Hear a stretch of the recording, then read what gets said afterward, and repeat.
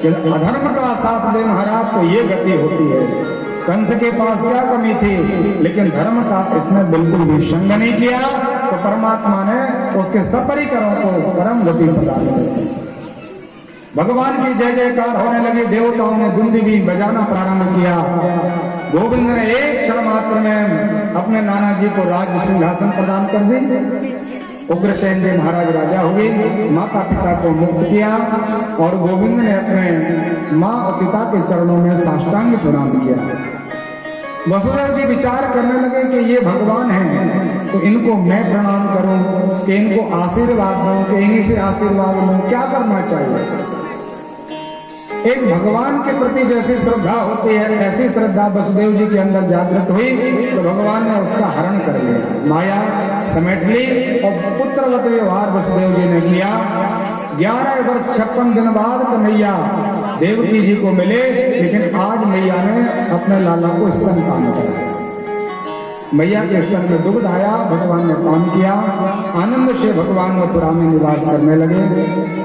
एक बार क्या हुआ, मैया ने बड़ी सुंदर व्यवस्था की गोविंद के लिए, राजभोग दिया गया, अनंत थाली में अनंत व्यंजन की व्यवस्था, लेकिन भगवान ने कुछ भी ग्रहण नहीं किया। एक ग्रास भी कन्हैया ने ग्रहण नहीं किया। और ना ज्यादा माता पिता से बोलते थे, तो मैया को लगा देखो इनके व्यवहार से हम परिचित नहीं है कि इनको क्या अच्छा लगता, क्या बुरा लगता। अब ये नंद जी के यहाँ रह के आए हैं, 11 वर्ष तक रहे, तो धीरे धीरे समझने में थोड़ा समय तो लगेगा। माने विचार किया कोई बात नहीं, उन्होंने पढ़ाई नहीं की, तो इस बीच इनकी पढ़ाई लिखाई हो जाए। अभी तो परमात्मा सभी प्रकार के वेद विद्याओं से युक्त हैं, फिर भी लोकाचार करने के लिए परमात्मा मथुरा से मध्य प्रदेश आए, और मध्य प्रदेश में जो जैन नाम की नगरी है, महाकाल का सुंदर आश्रम, वहां सांदीपनी आश्रम में रहकर के परमात्मा ने विद्या अध्ययन किया। 64 दिन तक भगवान रहे और एक दिन में एक विद्या भगवान ने अर्जित की। इस प्रकार से 64 दिनों में भगवान 64 विद्याओं से निपुण हो गए। वहीं पर ब्राह्मण से मित्रता हुई भगवान की, सुदामा जी से। परमात्मा ने कहा, गुरु जी महाराज आपने बड़ा श्रम किया, हमें पढ़ाने का समय भी आपका हमारे प्रति गया, इसलिए महाराज जी शिष्य के लिए कुछ गुरु दक्षिणा देनी चाहिए, आप गुरु दक्षिणा मांगिए, क्या चाहते हैं।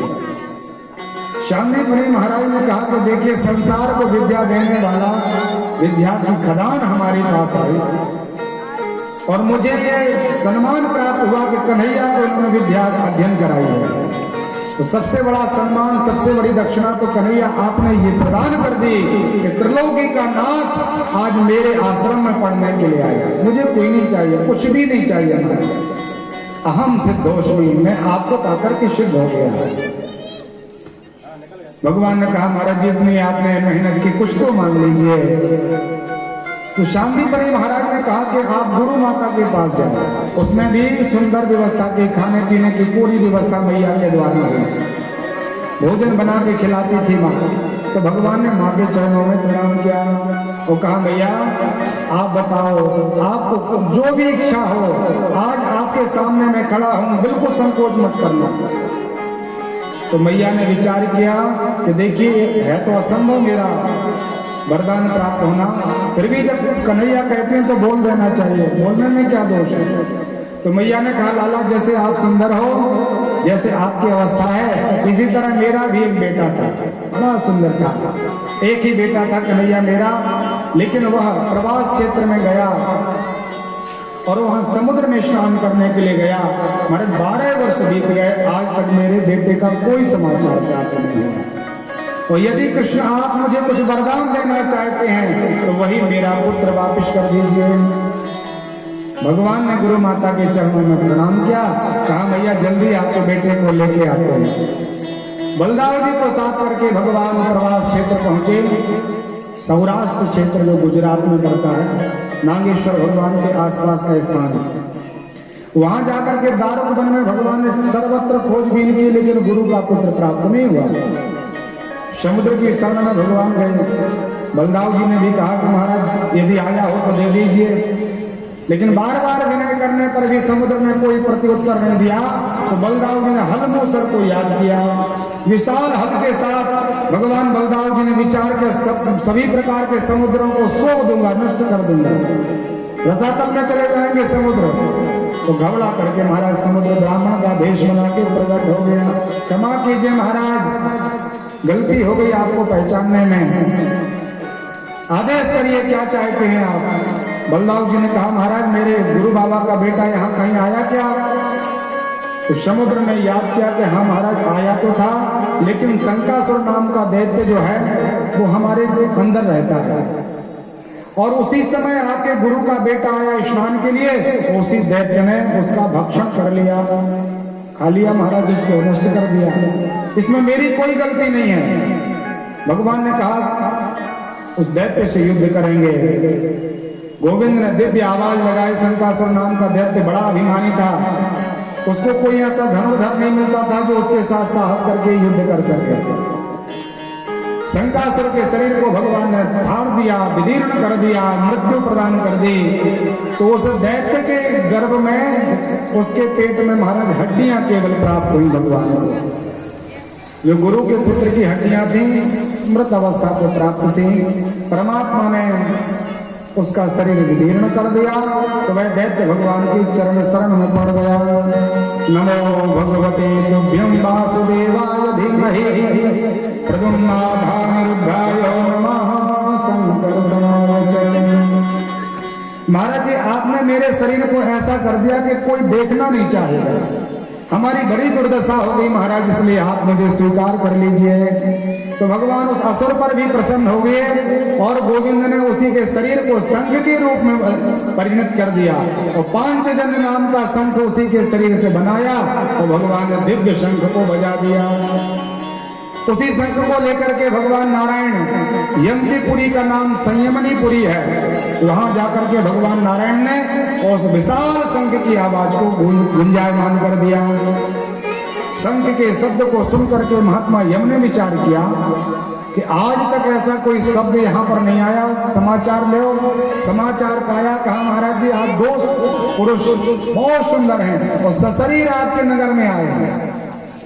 महाराज यम ने विचार किया कि ऐसा तो हो नहीं सकता कि हमारी इस पुरी में सशरीर कोई आ जाए सिवाय परमात्मा के। याद आया कि गोविंद का ही अवतार हुआ है। तो सुंदर भगवान के पूजन की सामग्री लेकर के महात्मा यम भगवान का दिव्य स्तवन करने लगे। भगवान ने पूजन को स्वीकार किया। तो कहा महाराज जी आपके यहाँ मेरे गुरु का बेटा आया है, उसको वापस कर दीजिए। यम जी ने कहा महाराज बड़ा लंबा समय हो गया, उसको तो मैंने किसी दूसरे के यहाँ भेज दिया और किसी दूसरे का बेटा बन गया है।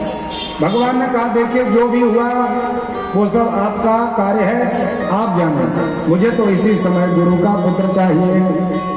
परमात्मा ने कहा जो भी उसके कर्म बंधन का लेखा जोखा है वो नष्ट कर दो, तो तत्काल स्वरूप प्रदान कर दो। भगवान की कृपा से गुरु का पुत्र पुनः परमात्मा ने लिया और गुरु जी के चरणों में वह भेंट प्रदान की। बोल भक्तवत्सल भगवान की। इस कथा से महाराज एक सूत्र मिलता है हमें, जैसे आपका कोई केस बन जाए, कोई गलती हो जाए और आपका केस महाराज न्यायालय में लग जाए और न्यायालय में आपकी पेशियां होने लगे, चक्कर काटना प्रारंभ हो जाए, तो उसी समय आपका संबंध जज साहब से हो जाए। संयोग से आपके ही कोई रिश्तेदार निकल आए न्यायालय के न्यायाधीश। तो महाराज न्यायालय का जो न्यायाधीश होता है वो आपके ऊपर किया गया जो केस है उसके सब प्रकार के केस को बंद कर देता है। जितने भी रजिस्टर आदि हैं उनको कह देता है हमारे इसको नष्ट कर दो, इनको सशरीर और सकुशल पूर्वक बरी किया जाए। ये अधिकार न्यायालय के न्यायाधीश में रहता है। इसी तरह जिस दिन हमारा संबंध द्वारिकाधीश से हो जाता है, गोविंद से जिस दिन अपना संबंध हो गया, तो जन्म जन्मांतर के जो लेखा जोखा के कार्य करने वाले चित्रगुप्त महाराज हैं, अनंत वर्षों के अनंत योनियों के पाप समूहों को रख के उन्होंने रजिस्टर्ड किया है, लिख के रखा है। और जिस दिन परमात्मा द्रवीभूत हो जाते हैं, प्रसन्न हो जाते हैं, तो जन्म जन्मांतर के पाप पुण्यों को भगवान नष्ट कर देते हैं तत्काल। और गुरु बाबा के पुत्र के ऊपर जैसे नारायण भगवान ने कृपा की, ऐसे हम सबके ऊपर भगवान कृपा करते हैं। शर्त केवल इतनी है कि अपना संबंध उनसे होना चाहिए। भगवान लौटे विद्याध्ययन करके, नगर में प्रवेश किए महाराज। पुनः परमात्मा बड़े वियोग में हैं। बृहस्पति के शिष्य का नाम उद्धव जी है। भगवान ने उनको मंत्री बनाया है, सखा बनाया। उद्धव जी को परमात्मा ने बुलाया और कहा महाराज मित्र बहुत याद आती है।